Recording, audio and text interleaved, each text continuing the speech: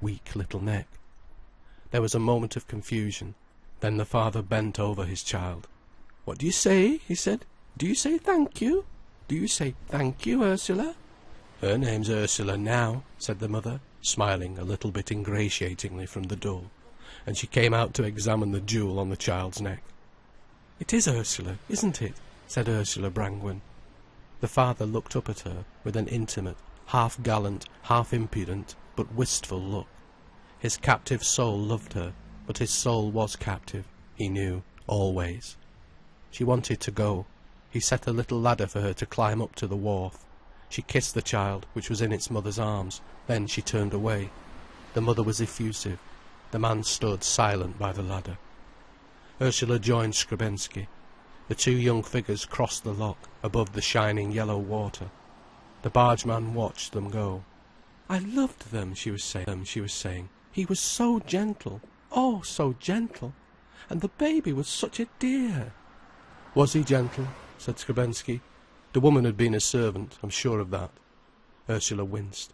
"But I loved his impudence. It was so gentle underneath."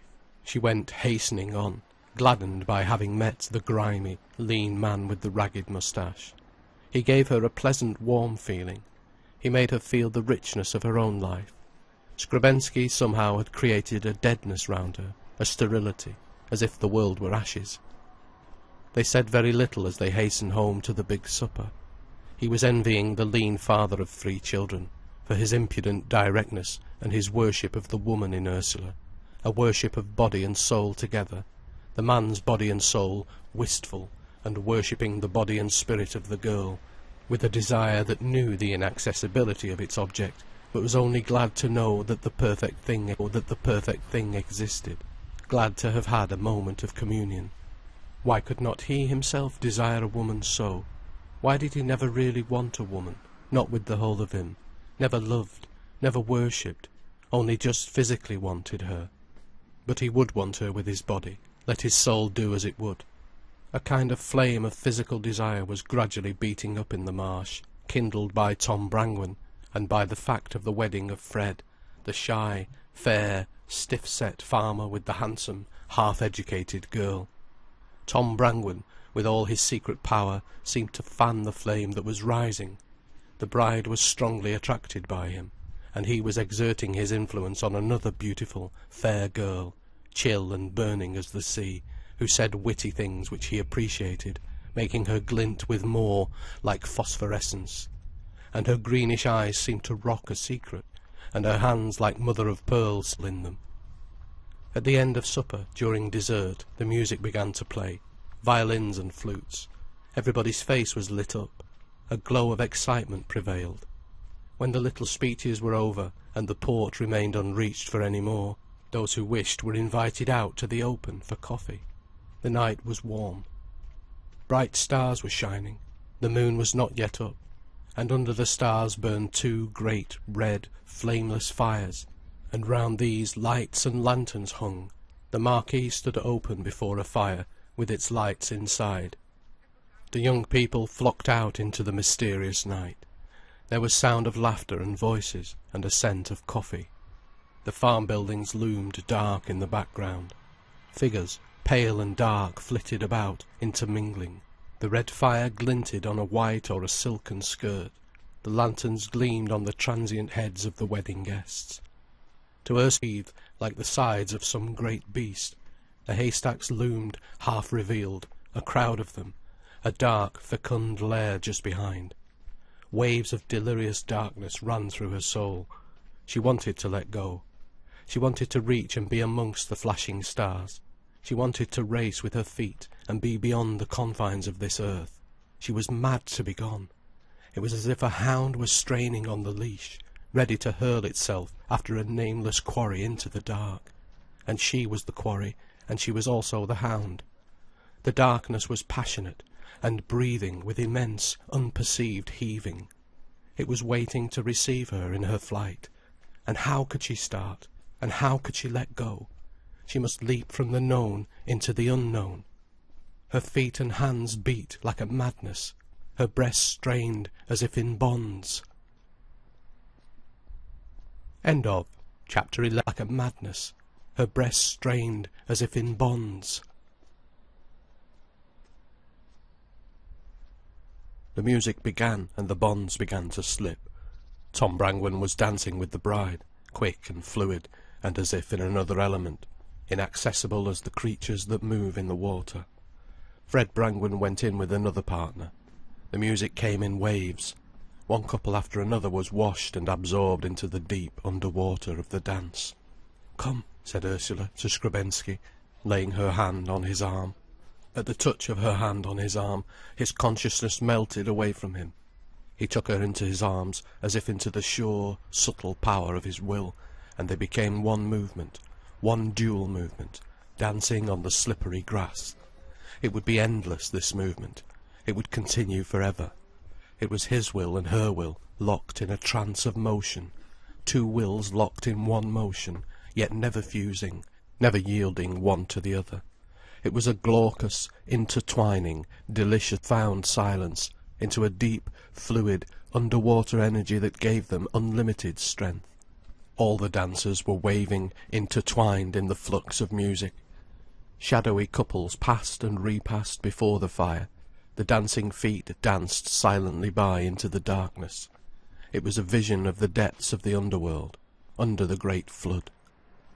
There was a wonderful rocking of the darkness, slowly, a great, slow swinging of the whole night, with the music playing lightly on the surface, making the strange, ecstatic rippling on the surface of the dance, but underneath only one great flood, heaving slowly backwards to the verge of oblivion, slowly forward to the other verge, the heart sweeping along each time, and tightening with anguish as the limit was reached, and the movement, at crises, turned and swept back.